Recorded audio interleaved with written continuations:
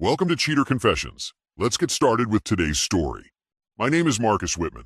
I was married to Margaret for 22 years. Some people call that a lifetime. I used to think so too. We met in our final year of graduate school. She was sharp, decisive, and had this way of making a room feel warmer just by being in it.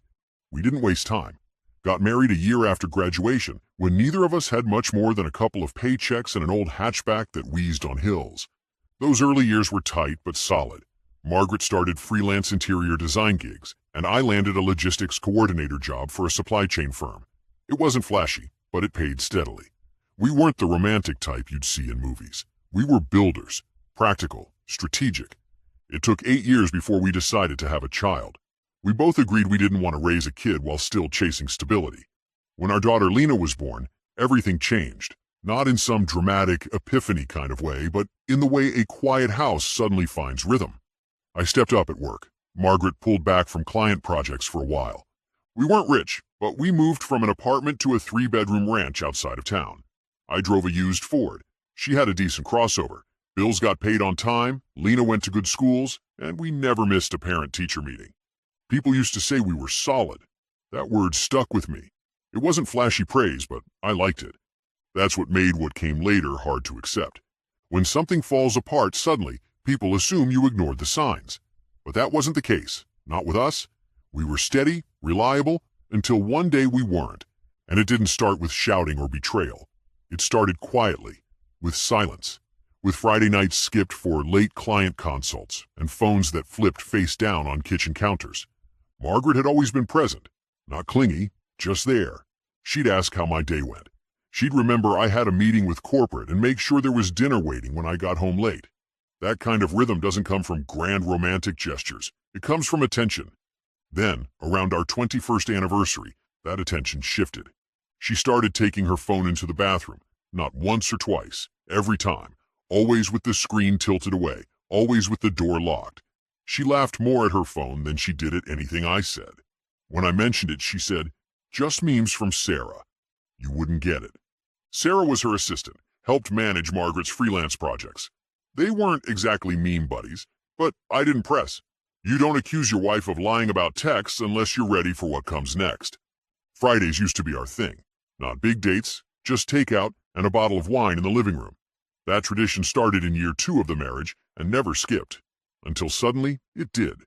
"I have a site meeting in the evening," she said once, keys already in hand. "Client wants to walk through the property under nighttime lighting." I stared at her. "You ever had one of those before?" She didn't blink. "It's a high-end client, Marcus. Things change." The way she said my name, sharp, like she was annoyed I even asked. That's when the first real crack showed. One night, around 11, I got up for water. As I passed the hallway, I heard laughter from the guest bathroom. Light, flirty, too young for Margaret's usual tone. I paused outside the door. "Stop, Owen," she giggled, then lowered her voice. "No, seriously, you're bad." I knocked once. No answer. I opened the door slowly. She looked up from her phone like I'd just kicked it out of her hand. "Oh my God, Marcus, privacy?" I stared at her. "Everything okay?" "Yeah, Sarah, just being dumb." She walked past me, not waiting for a reply, not offering a second glance. I stood in the hallway alone, the air thick with something I couldn't name yet. But I felt it. And whatever it was real. I didn't confront her, not yet. I waited, not because I was scared, but because I needed to be sure. Margaret was sharp. If I came at her with half a story, she'd flip it on me before I could finish a sentence. So I watched. She started dressing up more, even on days she said she wasn't seeing clients. She wore perfume I hadn't smelled on her in years. Her phone never left her hand. One Thursday evening, she said, "I have a late consultation across town. It might run long." I nodded. "What's the address?" She hesitated. "Why?" "Just wondering. Might order from that Italian place you like if you're near there." She rattled off a random street name. I memorized it. The second she pulled out of the driveway, I followed. I kept 2 cars behind. 10 minutes later, she turned into a small lot behind a cocktail bar, not the address she gave me. 5 minutes later, a man walked out of the bar. Tall, lean, maybe late 20s, early 30s, long coat, tight jeans. He spotted her and smiled. They hugged like it wasn't the first time. Margaret pulled back, said something, then laughed. She touched his chest, gently, like she was checking if he was real. I watched them walk inside together. Didn't take pictures. I didn't need evidence. I needed clarity. I stayed in the car for an hour, engine off, lights down. When they didn't come out, I drove home, slow and quiet. When I got in, I sat at the kitchen table, stared at the clock, and waited for her to return. I didn't feel rage. I just felt done. 22 years. That's what it took. She came in just after midnight, quiet, casual, like nothing was off. I was still at the table. I didn't say a word until she closed the front door. "You get the lighting just right?" I asked. She froze for half a beat, then smiled without turning. "Yeah, client was picky." I stood up. "Was his name Owen?" That smile vanished. She turned slowly. "What?" "Owen," I repeated. "The guy you hugged outside Glass and Grain. The one you had drinks with for 2 hours while I sat outside in the damn car." Her face dropped, like someone had yanked a wire from the back of her skull. "You followed me? That's your takeaway?" She looked away. "You had no right to do that." I stepped forward, calm, measured. "You had no right to lie to me." She crossed her arms back against the kitchen counter. "You think I wanted it to be like this?" "I don't know what you wanted, Margaret. You haven't said a real thing to me in over a year." Her voice cracked, but only for a second. "I felt invisible, Marcus. You're always working, always somewhere else. You stopped seeing me."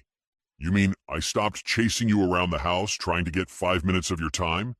She didn't answer. "So what now?" I asked. "Is this serious? Are you leaving?" "I don't know," she whispered. That was the worst answer she could have given. Not yes, not no. Then we heard footsteps. Lena stood in the hallway, hair messy from sleep, holding her phone. "What's going on?" she asked. Margaret looked at her like backup had arrived. "Your dad's upset," she said. "He followed me." Lena looked at me, confused. "Why?" "Because your mother's been seeing someone," I said. "Someone younger, someone who isn't me." Lena's face changed, not to shock or concern, but to disappointment. "In me? That's not how you fix things," she said coldly. "You don't stalk people. You talk to them. She's been lying for months. Maybe if you were around, she wouldn't have to." I just stared at her. Couldn't believe it. 2 people I built my life around, and now both looking at me like I was the villain in their story. Margaret left a week later. No bags packed in secret, no dramatic door slams, just a quiet Saturday morning and a suitcase by the front door. "I'm going to stay with my sister for a while," she said, eyes not meeting mine. "Just need space." I looked at the suitcase, then at Lena, who stood in the hallway, arms crossed. She was dressed like she was going with her mother, already zipped up in a hoodie and sneakers. "You going too?" I asked. Lena nodded without hesitation. "Yeah, I think it's better this way." Margaret kept her voice steady. "We just need a break, Marcus. Don't make this harder than it has to be." I didn't say anything, just stepped aside and let them walk out. When the door shut, the silence wasn't peaceful. It was surgical. Later that week, the divorce papers came. No surprises, joint assets, property division, standard terms.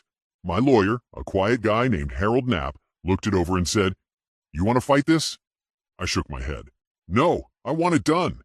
We settled fast. She didn't ask for alimony, probably because she figured she wouldn't need it. I knew why. I had already done my own digging. 2 days after our fight, I hired a PI, discreet, clean, professional. His name was Cameron Mays, ex-cop, detail-oriented. What he found didn't surprise me. Owen was a serial opportunist. Dated older women, always with steady incomes and low self-esteem. Pitched them vague business ideas, apps, design firms, travel consultancies, and convinced them to invest. None of them ever saw a return. Margaret was just the next name on the list. Cameron sent me photos. One was of Owen getting into a BMW Margaret had leased. Another was of him at a bank, depositing cash. The timestamp lined up with a withdrawal Margaret had made 3 days before. I didn't send her the photos. She made her move. I made mine. Let her learn the way I did. By watching something you built get taken from you while you stand still and silent. 3 months passed. I didn't hear a word from Margaret. No texts, no calls, not even from Lena. I saw their lives play out through social media. Photos of brunch spots, some rooftop party, a vacation in Napa Valley that Margaret definitely couldn't afford on her own. Owen was in a few pictures early on, always with that too confident smirk, his hand on her waist like he'd won something. Then he was gone. No posts, no tags, no mentions. 2 weeks after he vanished from her feed, I got a message. It wasn't from Margaret. It was Lena. Her text was short. "Can I come by after school?" That was the first time I saw her in months. She stood in the doorway like she didn't know how to enter her own house anymore. I didn't say anything, just moved aside and let her in.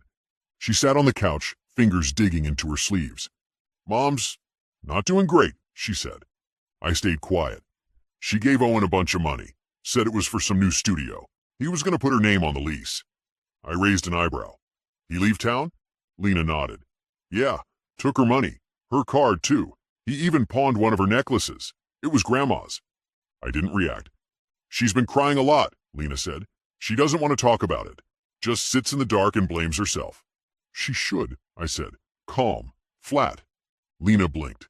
"You don't care at all?" I looked at her. "No, I stopped caring the minute you both walked out like I never existed." Her voice dropped. I was angry. I thought, you were cold, that you didn't love her anymore. I worked every day to make sure you never went without. I sacrificed time, sleep, health, all of it, so that the roof didn't cave in on your head. "I know now," she whispered, but it was too late for apologies. I walked over, opened the front door. "Tell your mother not to call me. Not now, not ever." Lena hesitated, then nodded. She walked out without saying goodbye, just like her mother had. It was almost 5 months before I heard from Lena again. She texted first, simple things. "Hope you're okay? I saw your old truck on Main. The Titans are blowing this season again." I didn't ignore her, but I didn't invite her back either. Then one Sunday afternoon, she showed up without texting first. She was standing on my porch holding a paper bag with takeout. I opened the door, looked at her. "I brought food," she said. "Didn't want to eat alone." I let her in. We ate in silence for the first few minutes, both of us pretending it wasn't awkward. Then she put her fork down. "I was wrong about everything," she said. I didn't say anything. I believed Mom because I wanted to. It was easier. You were always working and she was always available. She talked. You didn't. "I talked plenty," I said. "You just weren't listening." "I know," she said. And now I can't unsee it. The way she let everything go. The way she spins stories. I stayed quiet. "She's not okay. She cries at night, like loud. And she keeps saying things like, 'I messed up the only good thing I ever had.'" "She did," I said. "But not just with me. With you too." Lena looked down. "I want to come back," she said. "Not just for a night. For good." That caught me. "I don't need your forgiveness," she added quickly. "I just want to earn it, if you'll let me." That night she stayed. I gave her the guest room. Over the next few weeks we found a rhythm again. Slow, unspoken. I didn't give speeches. I cooked dinner. She helped with dishes. We watched the news together and sometimes played a game. Meanwhile, Margaret sent letters, actual handwritten ones, rambling, emotional, nostalgic. I read one, then I burned it. It was a Tuesday afternoon when she came back. I'd just gotten home when I saw her car. Margaret stood at the front door holding one of those old tan leather purses she used to love. She looked thinner, tired. She smiled, small, weak, the kind you give when you're not sure if you're welcome. "I just wanted to talk. That's all." I crossed my arms. "Talk about what?" "I made a mistake," she said. "I know that now. I see what I gave up, what I ruined." I waited. She kept going. "Owen used me, took everything.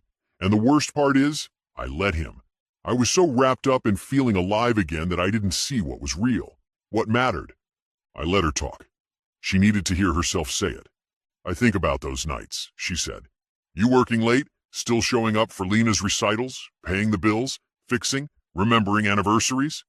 She reached into her purse and pulled out a letter, folded, thick. "I wrote this months ago. I couldn't send it. I didn't think I deserved to. I didn't take it. You don't have to forgive me. I just needed you to know I never stopped." I cut her off. "You blinked, Margaret." "What?" "You blinked, when it counted, when it was us against everything. And I didn't." She took a half step back, like the air had just turned sharp. I nodded once. "I survived it. Rebuilt. I don't need to reopen the wreckage just so you can feel better about walking away." She looked down. "I get it." I closed the door. Didn't lock it with flair. Just closed it like you close a file that doesn't need revisiting. Lena came downstairs 10 minutes later. Was that Mom? I nodded. She okay? She's alive, I said. Lena sat beside me on the couch without saying anything else. Quiet, simple, steady. Because the version of me Margaret wanted back doesn't exist anymore. And the one sitting here, he never blinks. Thank you for watching.